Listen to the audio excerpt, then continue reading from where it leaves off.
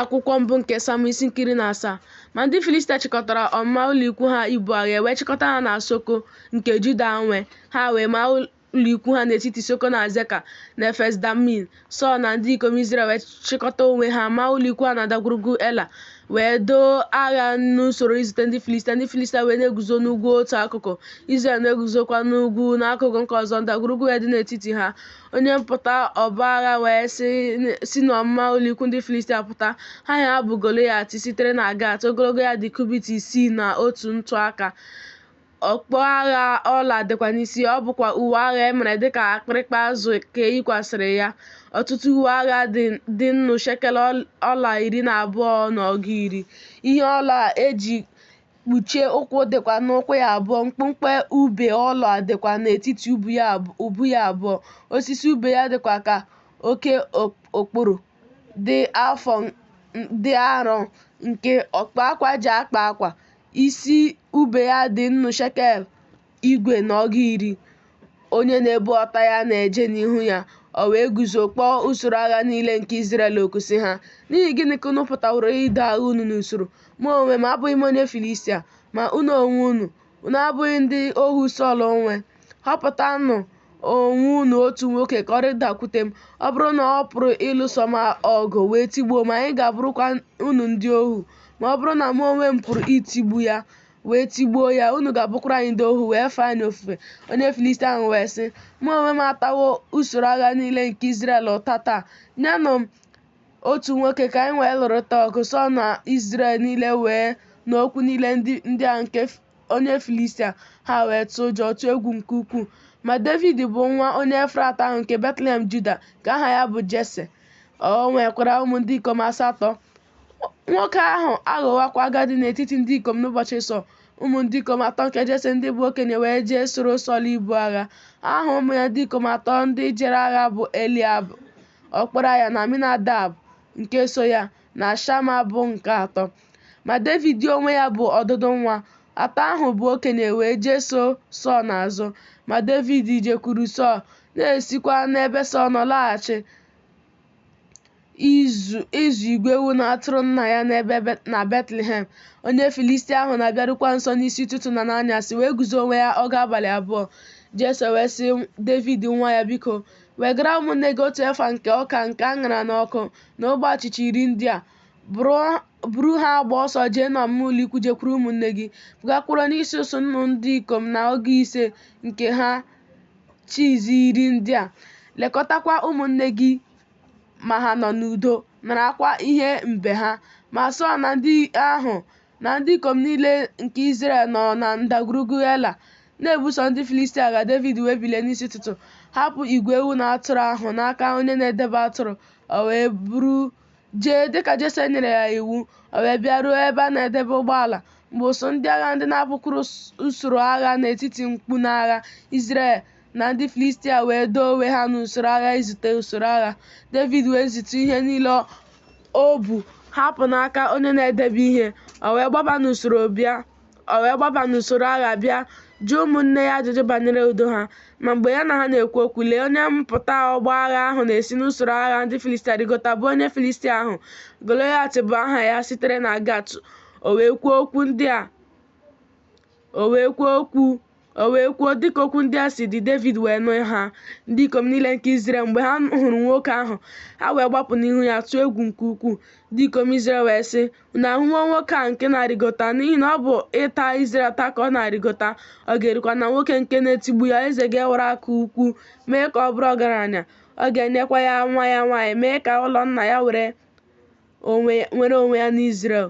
Devid wee gwa ndị ikom ndị ya na ha na-eguzo okwu sị, gịnị ka a ga-emere nwoke nke ga-etigbu onye Filistia nka? Wezuga ihe ịtụta n'ahụ Izrel, n'ihi na onye bụ onye Filistia nka nke a na-ebighị ugwu, na ọ ga-ata usoro agha niile nke Chineke dị ndụ ụta. Ndị Izrel wee gwa ya okwu dịka okwu a si dị, sị, otu a ka a ga-emere nwoke nke ga-etigbu ya. Eliab bụ nwanne ya nke okenye wee nụ mgbe ọ na-agwa ndị ikom ahụ okwu. Iwe Eliab wee dị ọkụ megide Devid. Ọ sị, n'ihi gịnịkwa ka ị na-arịdataworo? Ọ bụkwa n'aka onye ka ị hapụworo atụrụ ole na ole ahụ n'ọzara? maara nganga gị na ihe ọjọọ nke obi gị, n'ihi na ọ bụ ịhụ agha ka ịrịdataworo. Devid wee sị, gịnị ka m meworo ugbu a? Ọ bụghị okwu efu bụ ihe m na-ekwu. O wee si n'akụkụ ya chegharịa, chee onye ọzọ ihu, kwuo dịka okwu a si dị. Ndị Izrel wee zaghachi ya okwu dịka okwu mbụ si dị. E wee nụ okwu nke Devid kwuru, ha wee gosi ya n'ihu Sọl, wee nara ya. Devid wee sị Sọl, ka obi mmadụ ọbụla ghara ifepụ n'ihi ya, ohu gị ga-eje lụso onye Filistia nke ọgụ. Sọl wee sị Devid, ị pụghị ije kwuru onye Filistia nke lụso ya ọgụ, n'ihi na nwata ka ị bụ, ma ya onwe ya bụ nwoke agha site na mgbe ọ dị na nwata. Devid wee sị Sọl, onye na-azụrụ nna ya igwe ewu na atụrụ ka ohu gị buworo. Ọdụm wee bịa, ya na-abịa wee bupụ nwa atụrụ na igwe atụrụ, m wee pụọ so ya n'azụ tigbuo ya, napụta nwa atụrụ ahụ n'ọnụ ya. O wee bilie megide m, wee jide ya n'ọza ya, tigbuo ya, mee ka ọ nwụọ. Ohu gị tụgburu m ọdụm ahụ ma bịa. Onye Filistia nke a na-ebighị ugwu ga-adịkwa ka otu n'ime ha, n'ihi na ọ bụ usoro agha niile nke Chineke dị ndụ ka m taworo ụta. Devid wee sị, Jehova nke napụtara m n'aka ọdụm na n'aka abịa, ya onwe ya ga-anapụta m n'aka onye Filistia nke a. Sọl wee sị Devid, jee, Jehova ga-anọnyekwara gị. Sọl wee yikwasị Devid uwe mwụda ya, kpukwasị okpu agha ọla n'isi ya, yikwasị ya uwe agha. Devid wee kekwasị mma agha ya na uwe mwụda ya, wee jisie ike ije, n'ihi na ọ nwaghị ya. Devid wee sị Sọl, apụghị m iwere ihe ndị a jee, n'ihi na anwaghị m ha. Devid wee yipụ ha n'ahụ ya. O were mkpanaka ya n'aka ya, họpụtara onwe ya nkume ise kwọrọ mụrụmụrụ na mmiri iyi, tinye ha n'ihe ndị ọzọ atụrụ nke o nwere, bụ n'akpa ya. Egbe ya dịkwa n'aka ya. O wee bịaruo nso onye Filistia ahụ. Onye Filistia ahụ wee bịa. Ọ na-abịa na-erukwa nso Devid. Nwoke ahụ nke na-ebu ọta ya na-ejekwa n'ihu ya. Onye Filistia wee legide anya gburugburu hụ Devid, wee lelie ya anya, n'ihi na ọ bụ nwata, na-achakwa ọbara ma kwa mma ile anya.